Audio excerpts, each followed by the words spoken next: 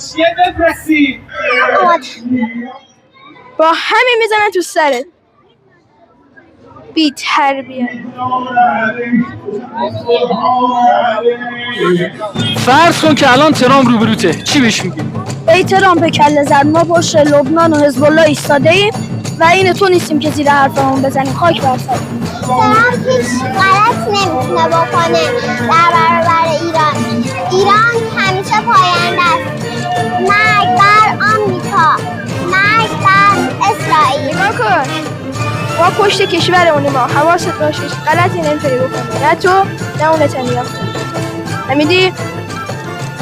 میخوام به این ترامپ کله زرد بگم که دور ایران را خط بکشه. ترامپ عوضی، تو خیلی سگی. میدونستی من ازت خیلی بدم میاد. بدون که من میتونم تو رو مثل همین عکسی که در سر خفه کنم.